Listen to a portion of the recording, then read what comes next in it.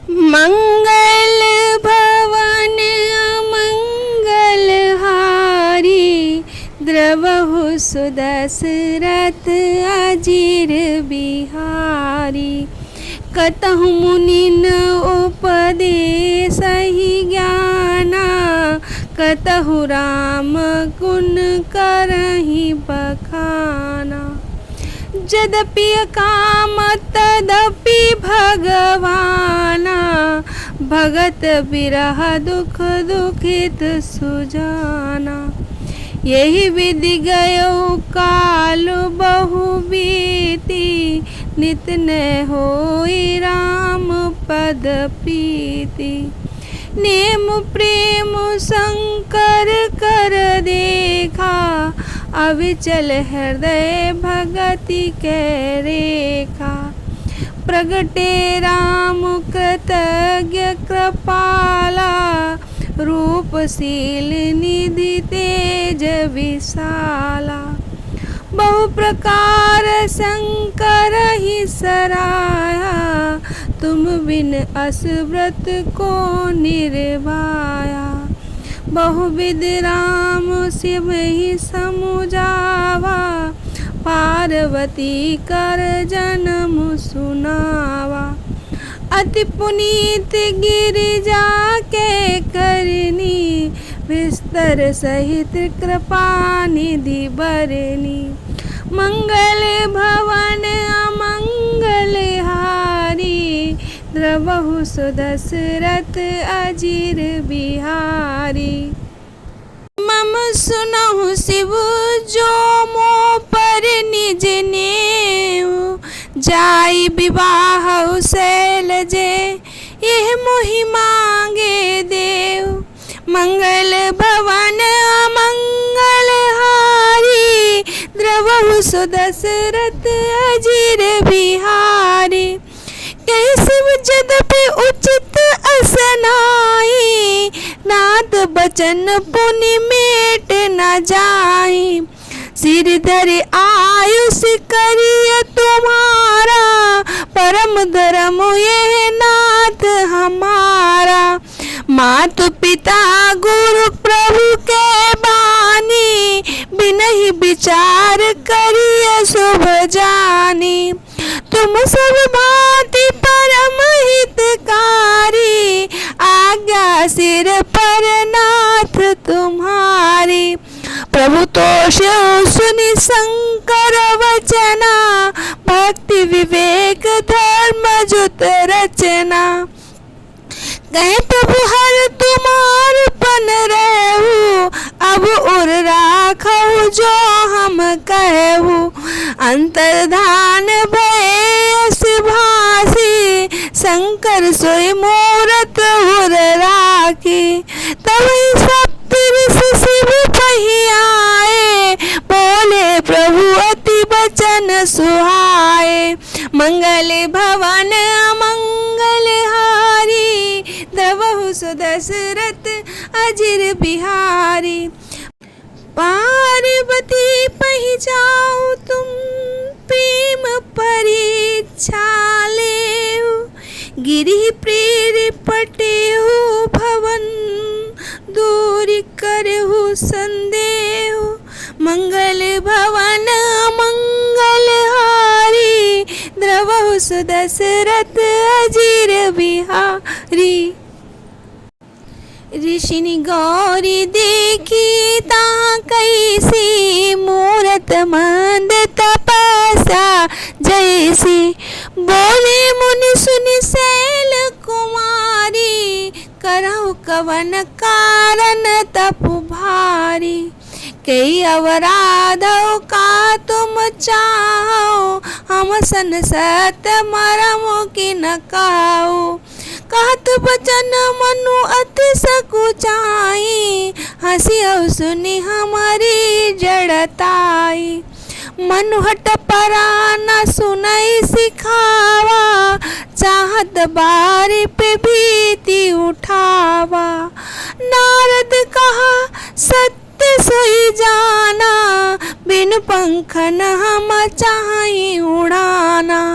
देखो मुनि अब वे को हमारा, चाहिए सदा शिव ही भरतारा। मंगल भवन अमंगल हारी, द्रवहु सुदशरथ अजिर बिहारी। सुनत बचन बिहसे ऋषि, गिर संभव तव देहा। नारद कर उपदेश सुनी, कहा बसे किसुगे। मंगल भवन अमंगल हारी, द्रवहु सुदशरथ अजिर बिहारी। दक्ष सुतन उपदेश ही जाई, तिन फिर भवन न देखा आई। चित्र केतु कर अघरु और घाला, कनक कशिप कर पुण्य असिहाला। नारद सीख जिस नहीं न नारी, अवस होई तजु भवन भिकारी। मन कपटी तन सज्जन चीना, आप सरिस सवही चहकीना। तीखे बचन मानि विश्वासा, तुम चाहौ पति सहज उदासा। निर्गुण नीरज कुबेश कपाली, आकुल अगेह दिगंबर ब्याली। कहो कवन सुख असुवर पाए, भल भूल ठग के बहुराए। पंच कहे शिव सती विवाही, पुण्य अवडेरी मराही ताही। मंगल भवन अमंगल हारी, द्रवहु सुदशरथ अजिर बिहारी। अब सुख सोवत सोच नहीं, भीख मांगे भव खाई। सहज एकाकिन के भवन, कभू किनारी खटाई। मंगल भवन मंगल हारी, द्रवहु सुदशरथ अजिर बिहारी। वे कई मुनियों को ज्ञान का उपदेश देते और कहीं श्री रामचंद्र जी के गुणों का वर्णन करते थे। तद्यपि सुजान शिव जी निष्काम हैं, तो भी भगवान अपने भक्त के वियोग के दुख से दुखी हैं। इस प्रकार बहुत समय बीत गया। श्री रामचंद्र जी के चरणों में नित नई प्रीत हो रही है। शिव जी के कठोर नियम, अनन्य प्रेम और उनके हृदय में भक्ति की अटल टेक को जब श्री रामचंद्र ने देखा, तब कृतज्ञ उपकार मानने वाले कृपालु रूप शील के भंडार भगवान तेजपुंज भगवान श्री रामचंद्र जी प्रकट हो गए। उन्होंने बहुत तरह से शिव जी की सराहना की और कहा, आपके बिना ऐसा कठिन व्रत का कौन निर्वाह कर सकता है। श्री रामचंद्र जी ने बहुत प्रकार से शिव जी को समझाया और पार्वती जी का जन्म सुनाया। कृपा निधान श्री रामचंद्र जी विस्तार पूर्वक पार्वती जी की अत्यंत पवित्र करने का वर्णन किया। फिर उन्होंने शिव जी से कहा, हे शिव जी, यदि आप मुझसे स्नेह करते हैं तो मेरी ये विनती सुनिए। मुझे ये मांगे दीजिए कि आप पर पार्वती से जाके विवाह कर लें। शिव जी ने कहा, यद्यपि ऐसा उचित नहीं है, परंतु स्वामी बात भी मेटी नहीं जा सकती। हे नाथ, यही मेरा परम धर्म है। मैं आपकी आज्ञा को सिर पे रखकर उसका पालन करूं। माता पिता या गुरु स्वामी की बात को बिना ही विचारे शुभ समझ के करना चाहिए। फिर आप तो मेरे परम हितकारी हैं। हे नाथ, आपकी आज्ञा मेरे सिर पर है। शिव जी की भक्ति, ज्ञान, धर्म युक्त वचन सुनकर श्री रामचंद्र जी संतुष्ट हो गए। प्रभु ने कहा, हे हर, आपकी प्रतिज्ञा भी पूरी हो गई। अब जो हमने कहा उसे हृदय में रखना। इस प्रकार कहके श्री रामचंद्र जी अंतर ध्यान हो गए। शिव जी ने उनकी मूर्ति अपने हृदय में रख ली। उसी समय सप्तऋषि शिव के पास आए। प्रभु महादेव ने उनसे अत्यंत सुहावने वचन कहे। आप लोग पार्वती के पास जाकर उसके प्रेम की परीक्षा लीजिए और हिमाचल को कहकर उन्हें पार्वती को लिवा लाने के लिए भेजिए तथा पार्वती को अपने घर भिजवाइए और उनके संदेह को दूर कीजिए। ऋषियों ने वहाँ जाके देखा कि पार्वती जी मानो मूर्तिमान तपस्या ही हों। मुनि बोले, हे शैल कुमारी, सुनो, तुम किस लिए इतना कठिन कठोर तप कर रही हो? तुम किसकी आराधना करती हो और क्या चाहती हो? हमसे अपना सच्चा भेद क्यों नहीं कहती? पार्वती ने कहा, बात कहते मन बहुत सकुचाता है। आप लोग मेरी मूर्खता सुनकर हंसेंगे।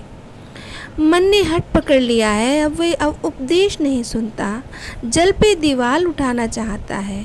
नारद जी ने जो कह दिया उसे सत्य जानकर मैं बिना पंखों के ही उड़ना चाहती हूँ। हे मुनियों, आप मेरा अज्ञान तो देखिए, मैं सदाशिव को अपना पति बनाना चाहती हूँ।